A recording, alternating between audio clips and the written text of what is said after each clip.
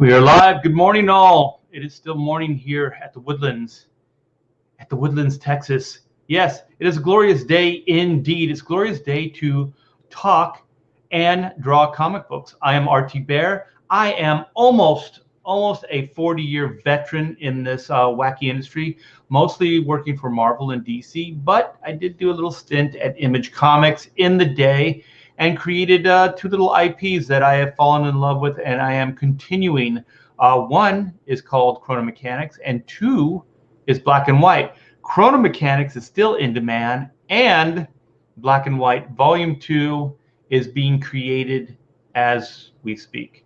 Yes, I have been busy working on that book, and we will be getting it up. We will get a pre-launch up soon, and then we will be launching probably within a month or so. So that's kind of the plan. It's not that focused yet.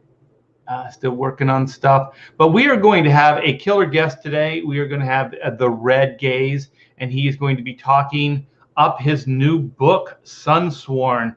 It is on Indiegogo right now, and it looks great. And he's working with some really talented people. Comicsgate rocks. So without further ado, let's get the Red Gaze in here. What's up? Hi, Art. How you doing? Doing good, man. Doing good. How about yourself? Oh, pretty well. Pretty well. You went with the red bear today? Yeah, the red bear. You know, gonna keep it that whole red thing. I looked for a red filter. I couldn't find one. That would have been cool. Oh, that's okay. This whole thing red. Yes, yes. So you got a new book, man. Yeah, man, definitely. I'm really excited about this one. It's the first one was a novel. It's going to be part of a whole series, and in between those novels, I thought it'd be cool to inject some comics. You know, get some different type of media going. And yeah, like you said, it got some really cool people working on this as well. Yeah, Nerium's in the chat. She's doing the interiors, just knocking it straight out of the park with this. So this is the same Nerium? Yes. Yep. Nerium, Bonds, Nerium. Yeah, I had her on a comics chat or a hacks chat as well a while back for her book, and she's a great person, man. Great person, heartfelt and hardworking, and those are the two things you need to do these Comicsgate books. So I know very little about you, Red Gaze. So we are going to dive deep into this, and I want you to pretty much just educate everybody on what you do, and then what's what got you into comics, and then what made you want to create SUNSWORN. I gotcha. Yeah, just lay it all out there. That's no problem. Yeah. Your origin, your secret origin. The origin story. I don't know if it's ever been told. It just kind of unfolded though for a lot of people. Yeah, I started kind of on the outskirts, right? Because honestly, the whole thing, and I hate to keep going back here, but it really is the whole thing that got me into this whole scene was the failure of Star Wars, with Disney and The Last Jedi and all that. That's what really got me. Oh man, because that movie just hurt me in my soul. And I took to YouTube to try to find like-minded individuals to see if anyone else was feeling my pain. You needed to commiserate. Yeah, exactly. And yeah, I stumbled upon that's when I stumbled upon Ethan, and I started watching his content. And as I watched that unfold, it was it led more kind of into the Comicsgate situation. And I used to be into comics like a long time ago, and I kind of cut out of it around the early 2000s. So that's just, I don't know, for me that's when I started seeing things kind of go downhill. Like I wasn't a big fan of the Ultimate Universes and that stuff. I know a lot of people were, but I just wasn't. And but it had nothing to do with me, right? No, nothing to do with you. No, nothing at all. I'd say somewhere between 2003 and 2005 is probably where I trailed off. But yeah, I mean, hearing Ethan talk about comics again really got me psyched and energized, because I was paying a little bit of attention to what was going on over there still, and it just seemed to be getting worse and worse and worse, and everything I'd hear was just more awful and disgusting than the last thing. And then I heard, there's people who want to do something about it, and I thought, well, yeah, somebody should do something about that. Somebody should do something about Hollywood too. But obviously, that's a much bigger undertaking than creating comics for people to enjoy. So hopefully, at some point, we'll get there. But for now, I think this is a really great start, and I started to get into it more. So then I made my own YouTube channel and started talking about some pop culture, and eventually led into interviewing independent creators, and it just kind of became this whole thing that I really enjoyed, and I wouldn't change a moment because it led me here. I never got into this with the intention of being a creator, but it just kind of led to that because I've had this SUNSWORN story.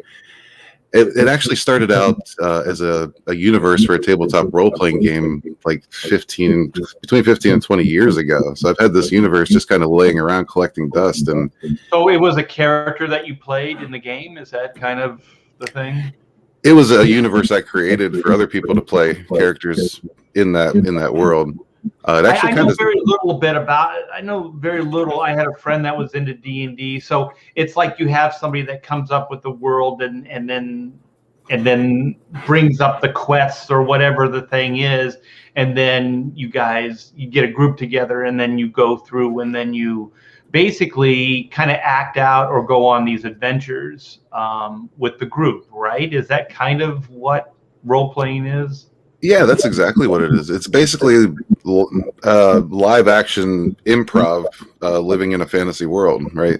So you're just constantly like there's a game master or a dungeon master who just kind of creates the world and the environment and the situations, and it's really up to the characters to kind of fill in and tell the story, like what the story is all about them and what they're doing. So a game master can kind of guide the players, but it's ultimately up to the players, what unfolds throughout. Their actions have rewards and consequences, and so that's where this all started.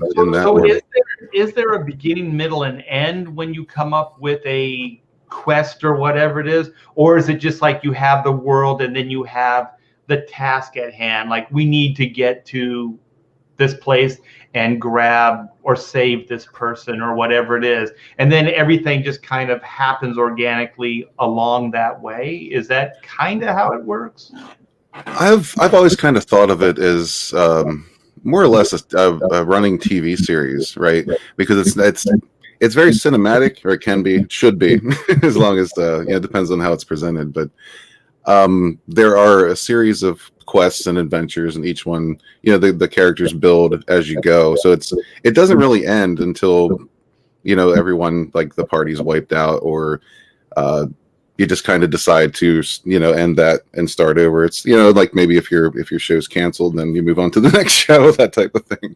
So then there's never really like a begin. Well, there's a beginning, but there isn't a middle and an end. It's just kind of like there's a world and then there's kind of a task, and then you go out and do this, and so then you're kind of writing the story and the adventure as you go along. Right. So the reason I'm asking all this is because I'm trying to figure out how you created SUNSWORN. You know what I mean? Like what was the creative, backstory to that? So it sounds like you created an adventure for your friends to basically go on. Is that kind of the thing? Yeah, that's exactly right. Strangely enough, I didn't actually use the plot line that I used for that big adventure. What I did was I took that world and I decided not to use the players' characters because I almost feel like that's their intellectual property, right? So I didn't want to use any of that, and I just kind of used the environment and the existing elements of the universe to create my own characters in that universe and kind of move into their story. Now, since then, I have talked to those players, and they said they'd be fine if I used their characters for upcoming stories. So that's something I might actually do in the future. Just kind of tell the story that they went through. Yeah, I had a friend in the day. I mean, this is late 70s, and he played D&D a lot, and so he had his sketchbooks and he had like characters drawn, and then it was almost like he had this whole bio on the characters, so he knew how old they were, he knew their favorite foods, he knew and so they had like weapons that they used, all this type of stuff, like personality, I mean, it was pretty in depth. So yeah, it's neat to hear that there, somebody that took this type of idea, this world that they created and played, when they were younger, and then created it into, because you said it was a novel first and then into a comic. Is that right? Yep. Yeah. The first, my first campaign was actually for the novel. It was the first novel, and it's going to be two trilogies, is what I have outlined right now. So that's based on the same SUNSWORN universe. Yep. It's all set in the same universe, and I thought it'd be fun to tell just kind of a standalone story in between the events of book 1 and book 2. Yeah. So it seems like there's a lot to pull from, because you can get a lot into a novel, and it takes a little bit more time to do that in a comic book, I guess. Yeah.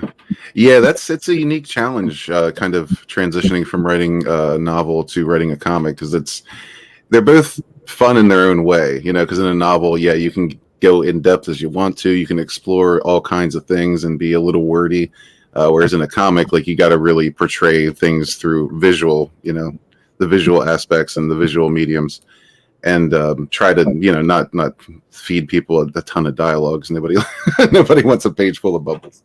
Right. I mean, I did adapt Chrono Mechanics as a novel, so there's a novel somewhere. I think like the last third of it still needs to be rewritten, but me and a writer, Kim Vandervoort, worked on the novel. So in this case, it was probably reverse of yours, where we took the first adventure, and then we had to make it longer, because a novel is, you can get way more in depth to it. So we found ourselves fleshing out the world, based on the comic book adventure. So you're like the opposite. So I think it would be harder to do what you're doing, because you have this novel. Now you're trying to because everything's kind of like, you got to narrow it down, right? You need to focus everything down to a more concise story, where in a novel you can kind of go, you can go off and basically kind of illustrate like little subplots and little character beats and things like that it's a little harder to do in a comic book, because it's a lot more specific.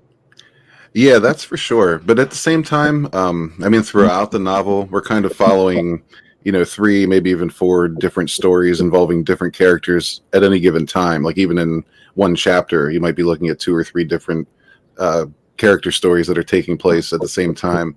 So what I basically did with this is just kind of take one group of characters, and we're just going to flat out tell their story, right? And just made it a bit more fast paced, and threw in a lot of action just to keep the pace going and the story going. So it is much more condensed, but at the same time, I think it's a little easier and a little more difficult. It's really hard to describe, because like, you only have these characters to work with. You're only worrying about their story. But at the same time, you don't want to have a 200-300 page book. Exactly. So. Yeah. I found it okay. So I've written comic books and drawn comic books. I've written screenplays, and I've worked on novels.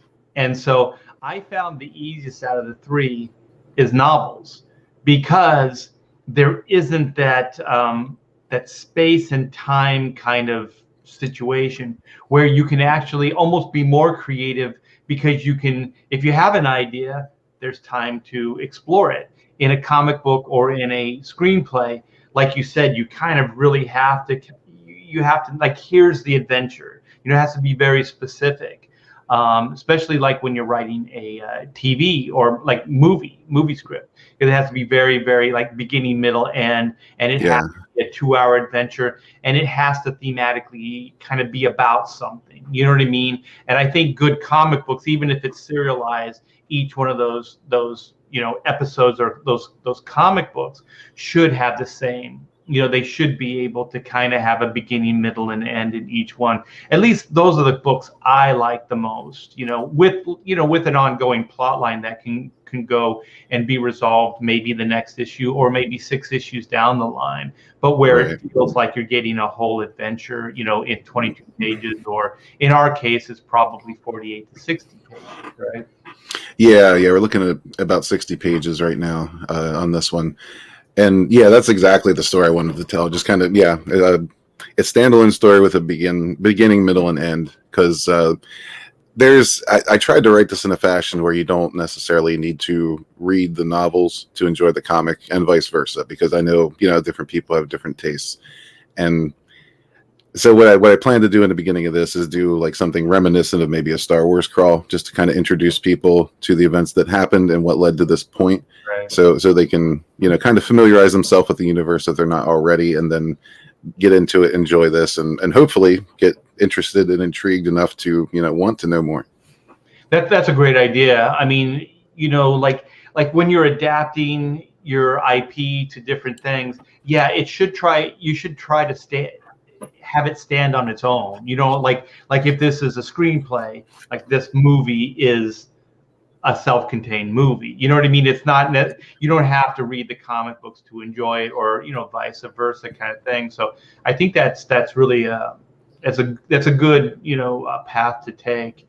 And Yeah. so you had the games, you had the concept, and so then what led to the novel? Like then you just went, I'm going to start putting this down on paper. Yeah, well, I actually began working on this probably about mid 2017 or so. I just, I've always wanted to write. I have written, I began novels before, but I had kind of a tragedy occur where I had about 20 chapters of a book written and my hard drive crashed, and that was before I was in the mind of, backup. So that was a heartbreaking experience, and it really hurt me for a while. But then I just decided, I'm going to do this. I'm going to write this novel because that's what I want to do. And I started on this, and then of course the Last Jedi happened, and I had to deal with all kinds of people saying, well, if you don't like it, then why don't you write something? Why don't you do something? Right. And I mean, honestly, like when people post that hashtag "Thank you, Ryan Johnson," I mean that. Like, I get it. Yeah, thank you for the inspiration, for the motivation to want to provide quality entertainment, because you're not doing it, and that's what really kicked me into high gear. Right. It's funny. I had a guy that worked at Hack Shack Studios here, and I was having a hard time like motivating him. And then so we had a heart-to-heart, and he's like, I'm not motivated the same way. He goes, I'm only motivated by positive. And I was like, you're only motivated by positive? And he's like, yeah. And I said, so if somebody screws you over, you don't have that, like, I'll show you, kind of thing. He goes, no. And I was like, wow, because it was so foreign to me. You know what I mean? It seems so pure, but at the same time, it seems so foreign, because I'm kind of like you, where if somebody says you can't, I'll double down. I go, well, I'll show you I can, that type of challenge thing. And so I think that you can be motivated by both. Like I think you can find inspiration in something tragic or something that is perceived as not great, and you can be motivated by an attaboy, like that's really good, you should do more of this, that type of thing. So I never draw the line. Red Gaze, I never draw the line. So I'll take it wherever I can get it. You know what I mean? Like whatever's going to get me to that next creative plateau. Oh yeah, I agree 100%. I used to way back in the day. Now we're talking just breaking out of teenage years. I used to be a singer in a band, and all they wanted to do was cover songs. And I said, why don't we make our own stuff? Like we're talented enough, we can make our own stuff. So I started writing songs for it, and that's something I found back then, was that, man, good songs really only come from painful experiences. Like you can have a decent song from a happy experience and good motivation, but man, the killer songs really came from just the pain and the hurt and the. So yeah, that's I don't know if that's a bad thing, but I think that drives me more than happiness. I hate to say it. Yeah, I think I tend to pull the same way. like it's those kind of experiences, and I think they stay with you a little bit more too. They stay with your psyche. It would be nice if we could all be motivated by happy, joy, but it doesn't always happen. And I do believe that we have all those feelings and all those things that happen to motivate. And I think that sometimes those more tragic things can actually, you have more of a chance, I think, to connect with people. because it's like how you got into Comicsgate, to commiserate, you look for people that are like-minded. You look to share that experience, to see, what it's like, and that's how you connect, Yeah. So I think that's pretty cool. But you hit on music. That's a big passion of mine. Like when I was 15, well, the bug hit me when I was 14.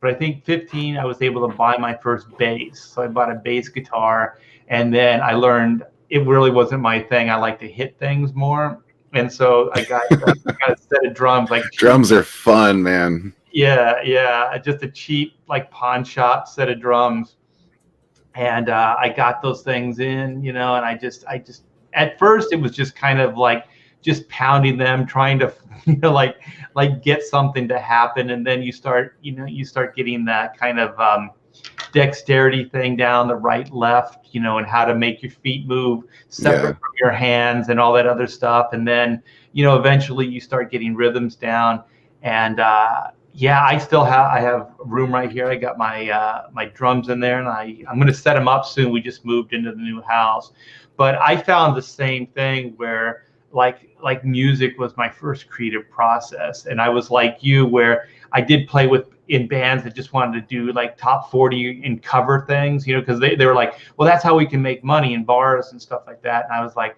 no, I want to write stuff. I want to create, like new songs and things like that.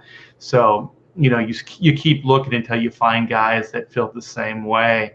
And I think like if I kept going, I would be more of a studio guy than a live player, because I just like the creative process, Yeah, that was probably one of my early entries into creativity.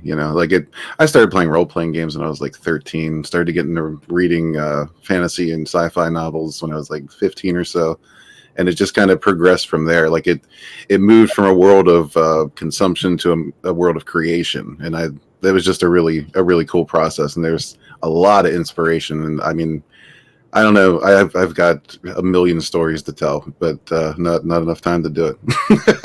Were you doing songs like Ronnie James Dio? Were you doing like fantasy, like adventure songs? Ride the rainbow and kill the dragon. I'll tell you, I would have. The guys I was playing with were much more street metal types. So they were really into the fantasy stuff. Like those people weren't the people that I gamed with. It was actually my brother and two of his friends that they had a band formed, and they hated their singer because the guy was always getting high and just fucking things up and never showing up. Right. And eventually they asked me if I'd give it a shot. And I was like, yeah, why not?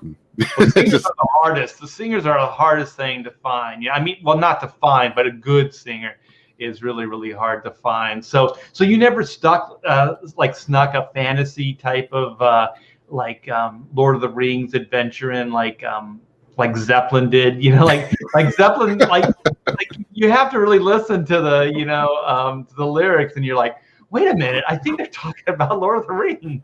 It just sounds like a kick-ass, just adventure song. Yeah, I'd have to honestly go back and look. I probably did sneak in, an obscure line or two here and there. Because that was like in my height of really being into the role-playing game. So I don't doubt it. I just don't remember. I think even Aerosmith dabbled into it, like Kings and Queens and Guillotines, or something like Taking Lives Tonight, they got into that whole Renaissance, sword and sorcery kind of thing. But anyway, this is the fun part about just talking to people, because I don't know anything about you, and this is, these tangents are the best thing, I think, as far as I'm concerned with YouTube and stuff. So now, so we have music. So that's your first real creative foray, right? Writing lyrics and yeah. Well, my first creative foray would probably be into like the world of game mastering with the role playing games. But yeah, the lyrics came not far after that. Yeah. So then, okay, so then we kind of got the backstory. Unless there's anything that you want to add, is there? Nothing that would probably not embarrass me. Okay. So now we're up to the point where you're thinking of doing comic books. So you're already kind of listening to YouTubers and comic skaters, and you're like, I got to put my money where my mouth is, So I wrote a novel. So what got you into then comics and crowdfunding? Well, I was kind of up in the air to begin with because I decided to go with the novel because, like I said, I'd already started it, and I figured, why not? Why not? Let's see if there's a craving for this.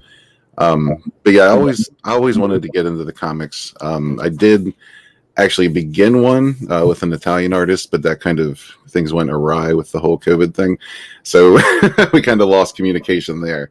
But yeah, like we put together a visual companion with the novel to kind of introduce people to the world in a more visual way, because I thought that might be helpful.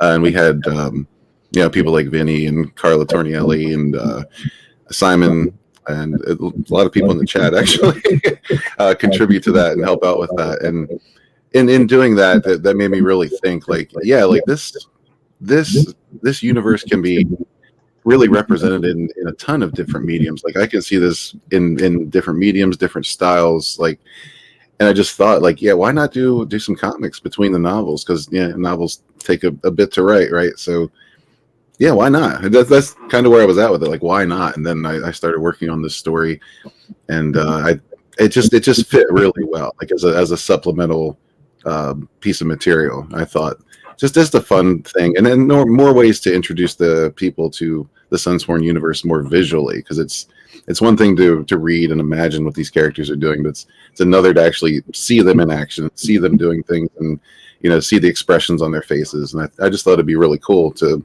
break into that as well.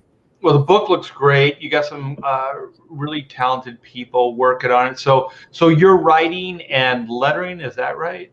Yes. Okay. Let's share the campaign so people can see the visuals. And also, you guys, there is a link in the description for SUNSWORN. So if you want to go back the book as we're talking, feel free. Click on that link and go and put a couple ducats down for SUNSWORN, Wings of Vengeance. So let's play the video, because sometimes these things answer a lot of questions.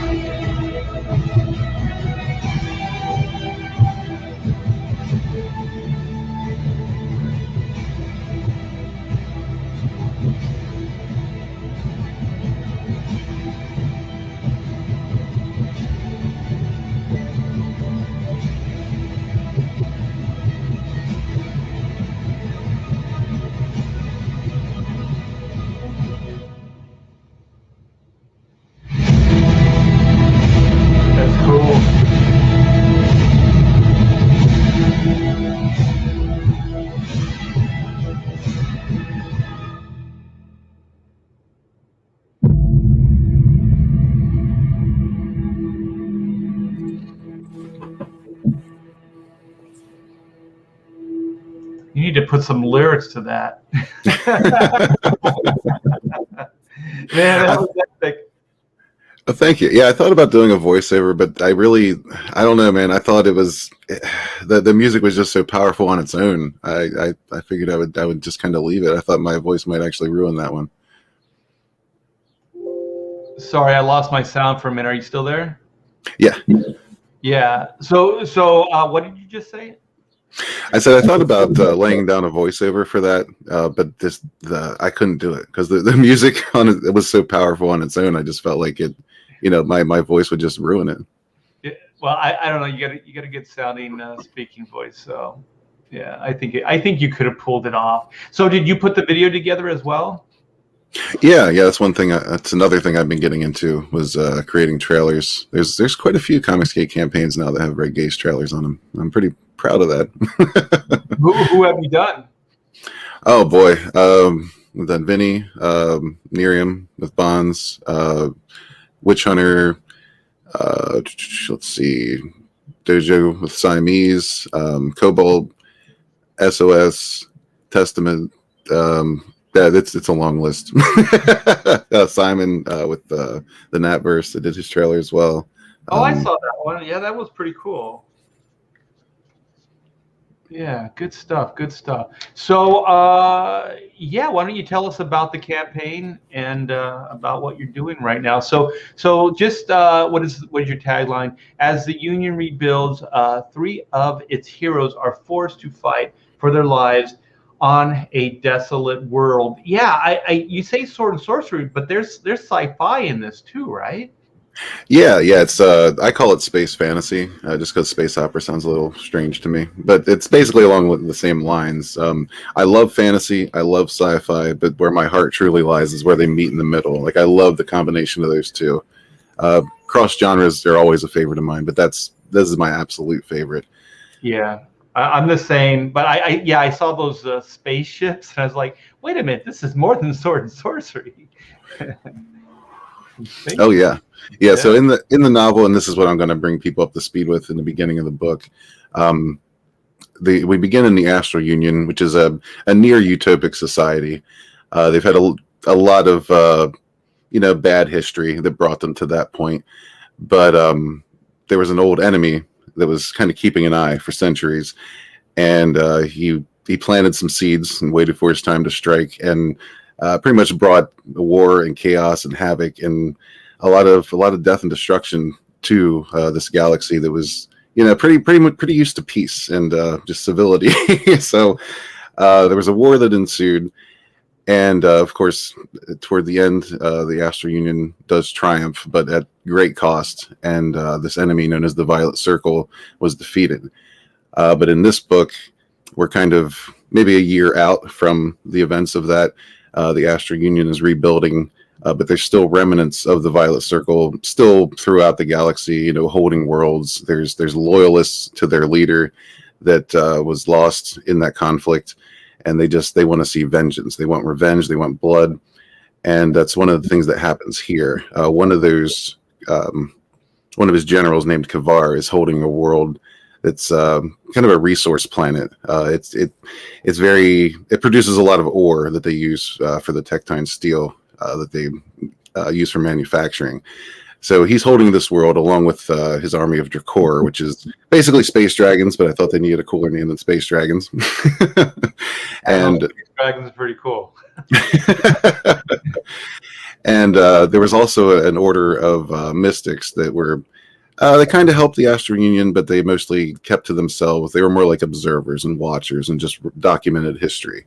But most of them were wiped out in the conflict. But our heroes also discover that there's a remaining disciple of Ul in this world being held as well. So our 3 heroes, Aster SUNSWORN, Trip Vengeance, and Ginny Zen, venture there to try to retake the planet, defeat yet another remnant of the Violet Circle, and rescue someone who could be a great asset to the galaxy in a time of need.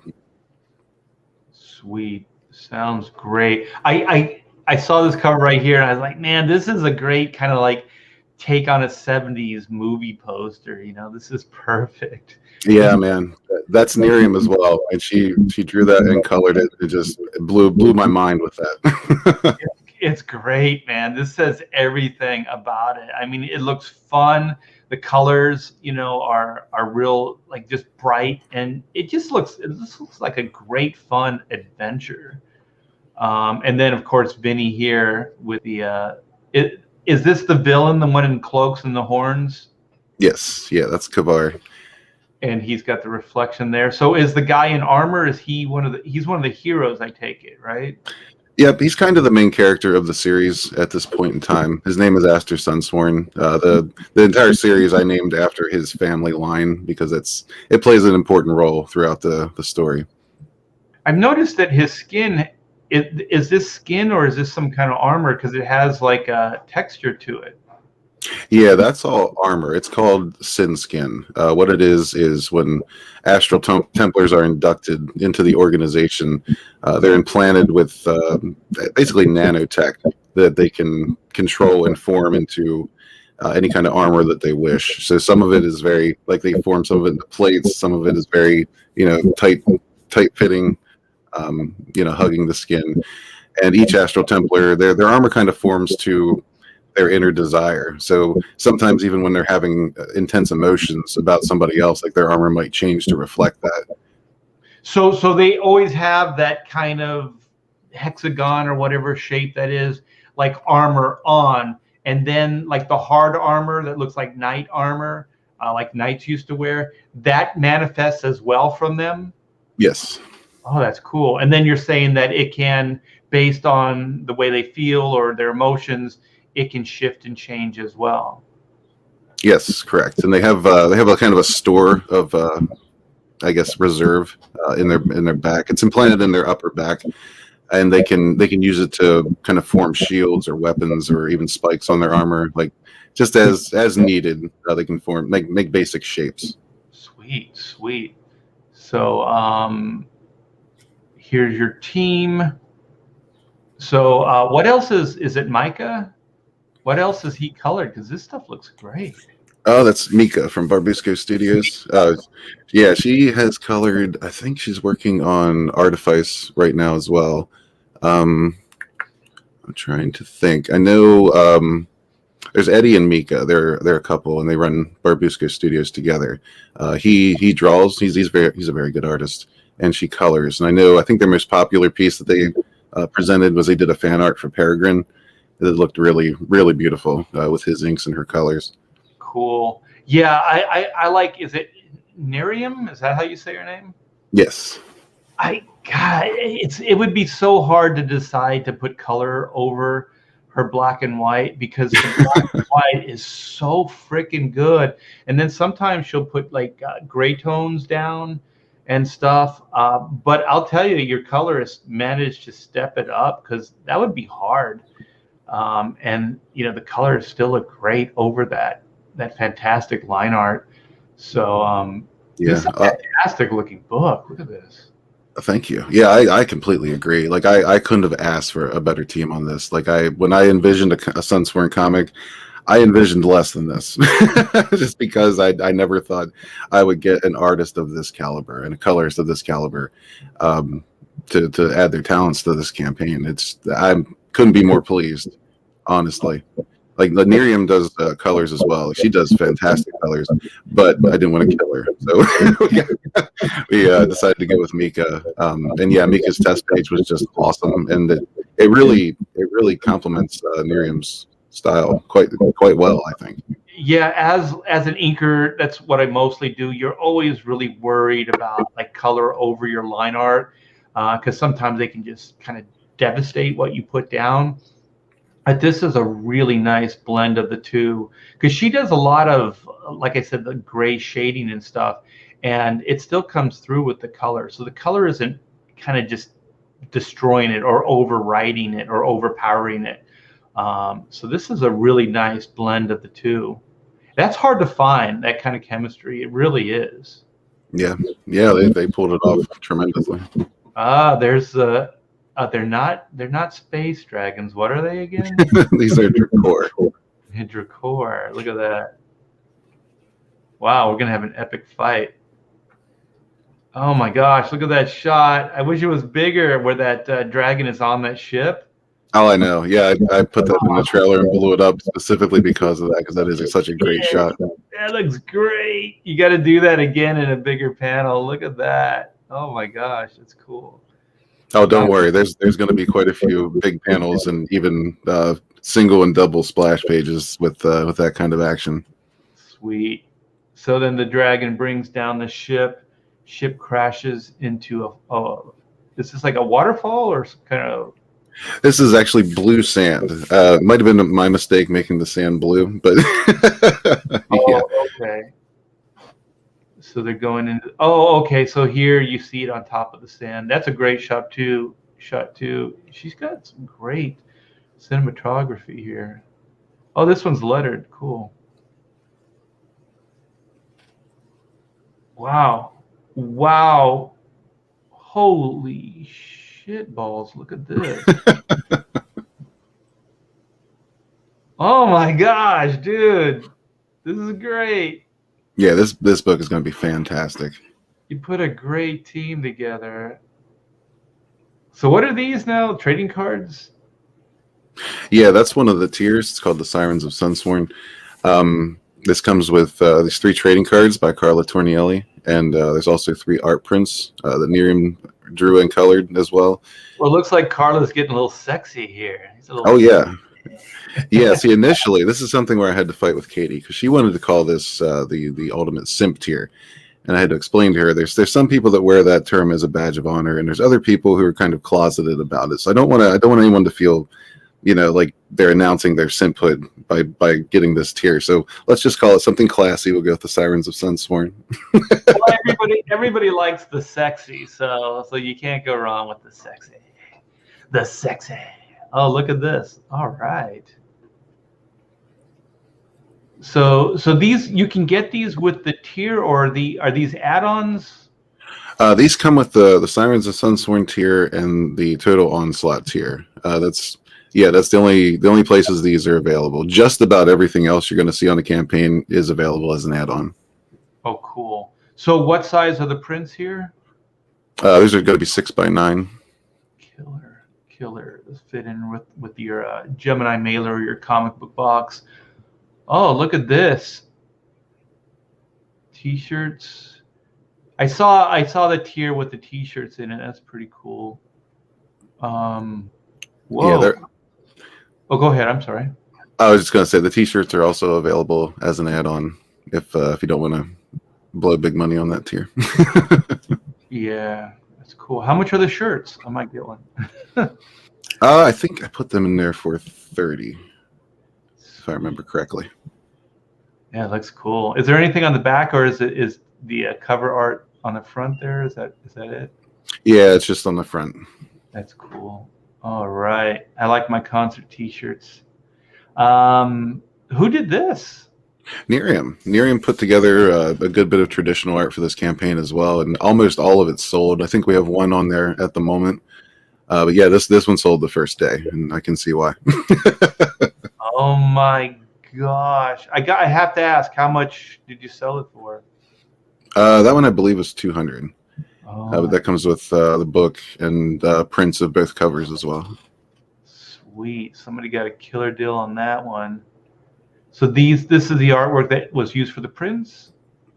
Yeah, she did those traditionally, and then transferred them digitally to redo some lines in color. But yeah, there's 3 already sold as well. Wow, I need to get some more original artwork up there. Sketch cards by Vinny, our boy Vinny. Wow, you keeping Miriam very busy. Oh yeah, and I honestly try not to. She's very kind. She makes a lot of generous offers. Yeah, I would go one further. Like, I think she's sweet. She's sweet. Definitely, yeah. Sweet lady. In case you've missed SUNSWORN Edge of Annihilation, is this the novel?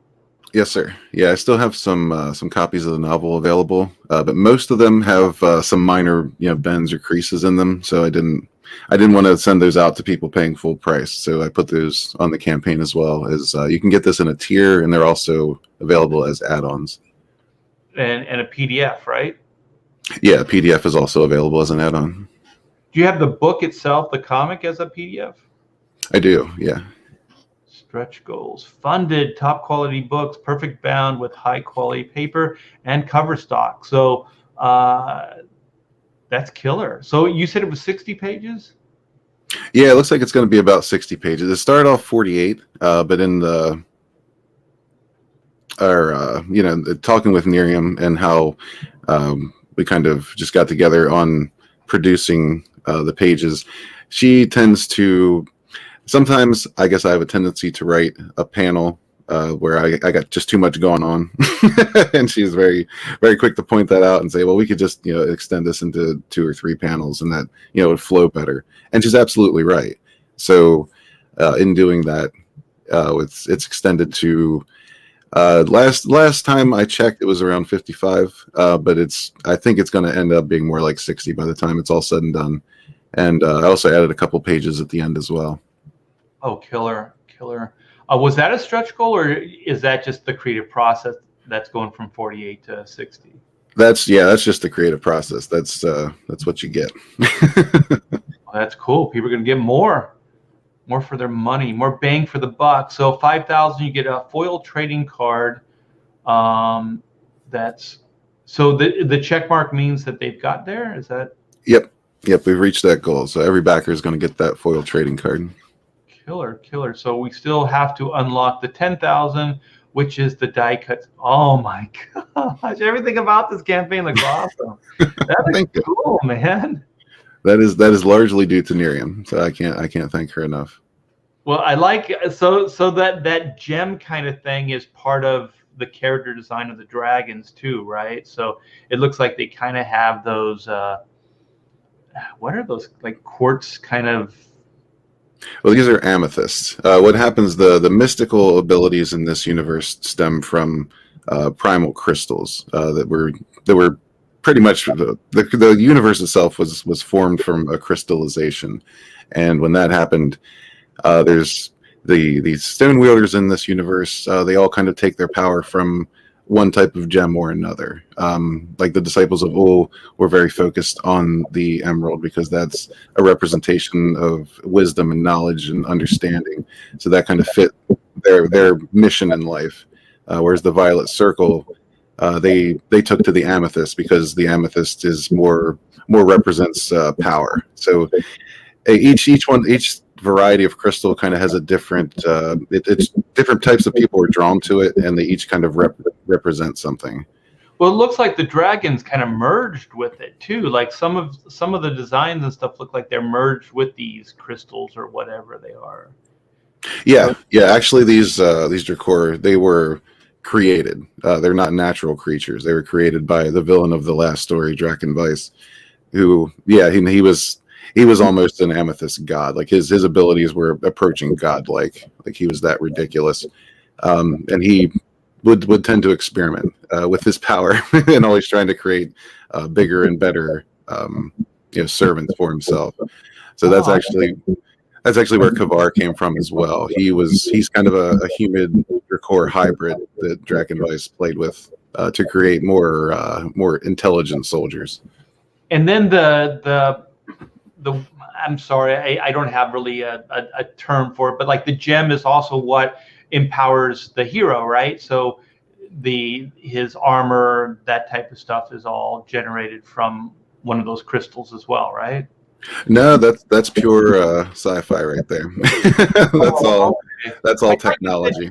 I thought you said he put something in his, like there's like something on his back and he puts the thing in there, the gem or whatever, and then it powers up the suit. What happens is when the Astral Templars are inducted into knighthood, there's basically a space created within their upper back where the nanobite technology is and a CPU are all basically installed within them. So that's kind of a storage unit they have in their back for that. Okay. I guess I was just assuming because you said that they can manifest these like energy and stuff like that. So I was just thinking they came from these like magic crystals or whatever. So my bad. So 15K, you have another foil trading card. Is this Nerium as well, Art? Yep. That's also Nerium. These are actually her initial designs she did for these characters for the comic. Sweet. Oh, round magnet, 18K. Vinny's back. And yeah, 20. Can't keep Vinny down. You can't keep him away from SUNSWORN. Okay, all books signed by both Red Gaze and Nerium because we love you. And we do. Indeedy do. So one thing about signing is it can be very costly if you don't live in the same area. So Right. are you guys within driving distance, or are Oh, you going not at all. Not at all. There's going to be flying involved. That's why it's a 20K stretch goal. Yeah, she's in Canada or something like that, right? No, she's actually in Slovakia. Oh, okay. Yeah, that's even further away. Oh, killer. Join the SUNSWORN universe. What is join the universe? Is this just Oh, your that's pitch? just invite. Yeah, that's the pitch. That's inviting people to join in, get to know it, get to love it, because you will. I promise you will. You know it, you love it, you can't live without it. Oh my gosh, this is so fantastic. So let's go back. Oh, actually, I was going to say go back so people can see you, but you have your you have your avatar. So let's see what people are saying. So you guys definitely go out and like I said, the link's in the description. And Art sleep stream. What? No one's sleeping here. This is good stuff. Yeah, and then we'll come back and then we'll go over the tiers. Sleep is overrated. Everybody's talking about sleep here. No, I'm well rested. I had a good night's sleep. Yeah, wake up, people. It's noon. Yeah, am I just too calm? Maybe I'm just too calm. Maybe I need to step it up. Get some energy here. That could be the thing. Maybe we're both too calm. Maybe we're just too calm. Just use this stream as ASMR. What is this JP7 sleeping rules? What the hell are you guys talking about? That's hilarious. Yeah, so let's go back and let's get those tiers. And then also the checkout add-ons, because those things are always interesting. Let me see, where are we? Right here. So we should be back on the campaign. So we have the featured tier, Sirens of SUNSWORN, 60 pesos. So what is featured in the featured tier? That one you get a book with the cover of your choice. You also get the 3 trading cards by Carla and the 3 prints by Miriam, and there's also a fold-out poster involved with that as well. And I don't think I have a bigger picture of it on the campaign, so I'm going to pull that up. And this is also, when people say fold out, is it a folded poster or is it a fold out? Because a fold out is in the comic book, like you pull it, you fold it out of the book, or is it a folded print? oh, okay, well, that'd be my bad. Yeah, it's going to be a folded poster. Okay. Either way, badass. But wow, that's a lot of stuff. That is a lot of stuff. Art print, trading cards, choose your cover, and then more prints, and then the 12 by 18 poster, and that's the one that's folded, right? Yes. Yeah, I brought that up too if you'd like to take a closer look. Yeah, let's do that. I'm gonna click some of these damn tabs because they're messing with me. I got like a billion tabs open. All right, here we go. Oh, sweet.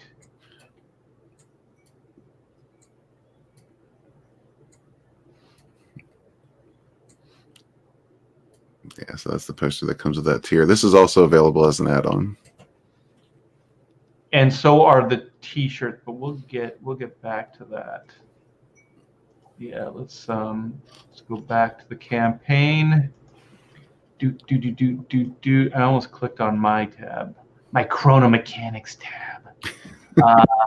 Okay, so then we have digital readout. So this is, I think you covered. You can get 2 PDFs, right? Wait, is digital is it? Oh yeah, this is the PDF. So you have the novel and the book, the comic itself, right, as a PDF. Yeah, I have the novel or the the comic PDF as a tier, and then the novel PDF is available as an add-on. Okay, so then this is for the book itself. Pretty cool. $15 for the PDF, Wings of Vengeance. And so then we have the main cover. So this is also kind of the main tier. So this is the book itself. We have the book. Oh, you get prints with the book. Wow, that's cool, man. You get 2 of the prints with the purchase of the book. And also, you guys get to those stretch goals, because you can get these things signed. And that is not going to be easy, because these 2 live in different parts of the country, in parts of the world, actually. Yeah. Yeah, there's you'll get a book and the 2 cover prints on every tier.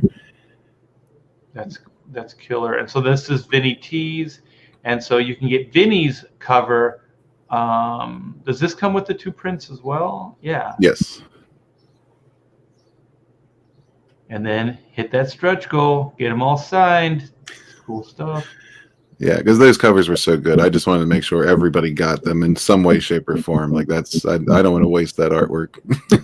Yeah. Can they add on the book? Like if they get Miriam's cover, can they then add on like Vinny's cover? Yes. Yeah, both covers are available as add-ons as well.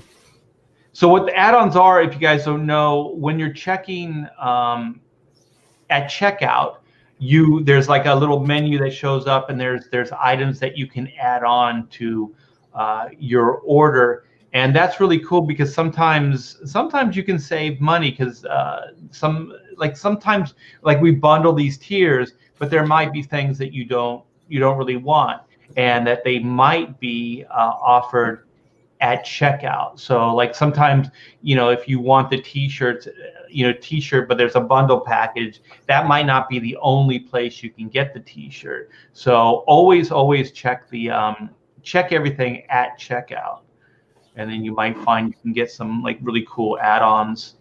So what is this one here? Wait, I just clicked on it. What the hell? Where were we? Both covers. Wait, was that the one? Where were we? Novel. Vinny's cover. So this is the novel itself, right? I think so. You're gonna need to share your screen again, all right? Oh my gosh, I clicked completely out of it, didn't I? Okay. Sorry about that. I don't know why that happened. That's okay. Yeah, I was clicking off on all my tabs, and I got click happy. Okay, so SUNSWORN. All right, so we should be back. Are we back? Yep, we're back. Okay, so I think the next one after Vinny's was the War-Torn novel. Yep, that's the novel tier. If you just want the novel, that's available here as well. And when you say War-Torn, you said they're kind of they're like slightly damaged. Yeah, I'd say the vast majority are pretty much in pristine condition. There's just these little corner bends. Some of them have wrinkles on the spine, but they came that way. Just minor imperfections for the most part. I don't think I've come by any that are like severely damaged. That's still a killer deal. I mean, 25 for how many pages is the novel? The novel's 535 pages. Wow, that's a good sized novel. So that's a pretty good deal. So for 50, do you have a combo where they can get the novel and a comic? I didn't put that on as a tier, but you could either add a comic onto this tier, or you could add a novel onto the comic tier. Yeah, I think that would be killer, man. For 50, you could get the book and the novel itself. I think that'd be great. That'd be a lot. That'd be many hours of entertainment right there. Both covers for 50, and then these come with the prints as well. Yep, you'd get both covers and both prints as well. Sweet. Sketch card. Now, what is this? That is it's a book plus the 2 cover prints, as well as a sketch card by Miriam. Okay. So how many sketch cards? Oh, okay. So it's 8 out of 10. Wow, people are really buying this. So she's going to do 10 different card designs. Yeah. I think she has most, if not all, of them completed. That's killer. Oh, here we go. The total onslaught. All right. Get physical copy of SUNSWORN. choose your cover, high quality 6x9 prints, t-shirt, and main cover. So there's two different t-shirts that they can choose from? There's two different designs you can choose from. Yep. Okay, and then there's the prints, and then there's the trading card, 3 trading cards, and there's the 12 by 18 folded poster. There you go. That's a killer deal. Under 100, that's pretty good. 4 claimed. So is that limited or is that unlimited? No, that's unlimited. And then what is this? I can't even say that word. That's traditional art of one of the characters, Trip Vengeance. With that tier, you get the traditional art. I think that was 8.25 by 11.5. I think that's the size on that. And book. I think it's the cover of your choice. I could be wrong. And both of the cover prints. Yeah, it says choose your cover. That's killer. All right, so that is the entire campaign, you guys. SUNSWORN looks incredible. Wings of Vengeance, and you got 94 backers. Are you halfway? You're about halfway through the campaign, is that right? A little over halfway through the first 30. So we're going to be extending this for 30 as well. Okay. So 94 backers. Yeah, so you guys get in on this. It looks great. Red Gaze is Comicsgate through and through. So, he's gonna stop sharing. He's going to, he's gonna deliver, and he's gonna come through. And he's got some really talented people that he's working with. So it looks like a great, complete package all the way around. The shirts look good. The trading cards look good. The posters look good, or the prints. I mean, great stuff. So is this a self-contained 60-page story, or is it going to be ongoing, or what? This is self-contained. I want all of these comics between the novels to be standalone stories. So you're going to get the full story in one book every time. So you'll revisit the universe, but it'll be a different self-contained story. Yeah, it might involve different characters doing different things. Because there's actually me and Miriam started out with an entirely different story, which will probably come between the next. After the next novel campaign next year, with completely different characters, and that one is black and white. But I was actually thinking about making it kind of blue tint, just because I think it suits that particular story. Yeah, cool stuff. And I think the self-contained idea is the way to go. When I launched Black and White, hindsight's always 20/20, and I think I wish I would have done it as a one and done, waited a little longer, got the whole story done. Because Chrono Mechanics, I feel a lot better about it. It's you can get it. Everything you need to know is in the story. And then I'm going to go back to the universe. I'm going to tell more stories, but they're also going to be self-contained. And then moving forward with Black and White, I'm going to do the same. I'm going to do self-contained stories. I just think it's a better way to go, because it takes a little bit longer than I thought, with wearing as many hats as we do to get what's done. And so I think I was a little overly optimistic going into this, and also just coming from a world where we were doing monthly comics, month to month, putting out books. But sometimes you find out how much everybody on the team is doing when you have to do it yourself. Right.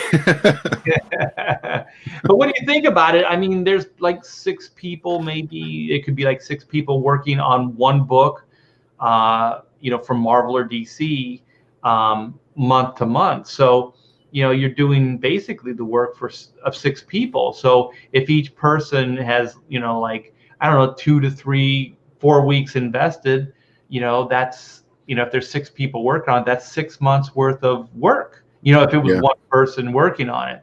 So that's kind of how I break these things down. Because, all of us artists, we beat ourselves up. It's why can't I get this stuff done quicker? Why is it not, happening, faster? And, then you have to back away and just go, well, you're doing many, many things. You're doing the advertising, in my case, writing, drawing, editing, overseeing, art direction, coloring, logo design, everything. Yeah. And, yeah, it's a lot of stuff. I mean, I'm having the time of my life. I'm getting way more satisfaction out of working on these indie books than I did. Actually, I can't say I ever did at Marvel and DC, but that I have in a long time. Working in the industry. So yeah, I really like it. So do you have a parting shot, Red Gaze? Do you have a pearl of wisdom? Well, I just to kind of add to what you were speaking on, I was gonna say, like, I've been truly blessed with the team I got on this project. I couldn't ask for a better team. Like Miriam is not only does just the most beautiful and killer artwork I've ever seen, but she does it like that. Like, she is quick. I've never seen that kind of speed in producing that kind of quality. But yeah, I would just say, everybody, like, if you're looking for space fantasy adventure in a giant universe that's only going to get bigger as we go, then yeah, SUNSWORN is where it's at. And yeah, definitely follow Nerium, follow Vinny. There's a lot of great people out there putting out really, really high quality stuff, and that's what we're all about. Really, is the quality, both in storytelling, in artwork, and in the quality of the product itself. Like, we're here to show up the mainstream, plain and simple. Yes, indeed. And just the sheer amount of Comicsgate books that are coming out now, I think we we are definitely in the running, because there's quite a bit of books now. And I do a show called In Demand. I'm going to do one this week, and I kind of put the spotlight on books that have been in demand. And just because we're always kind of focused on new books like yours, but there's also books that are in demand that you can still get. And Right. There's a lot of books, man. When I started looking into, how many books are just in demand, Comicsgate's putting out quite a bit of product now. Yeah, I'm very proud of this little, I don't know what to call this move, this consumer movement, kind of thing.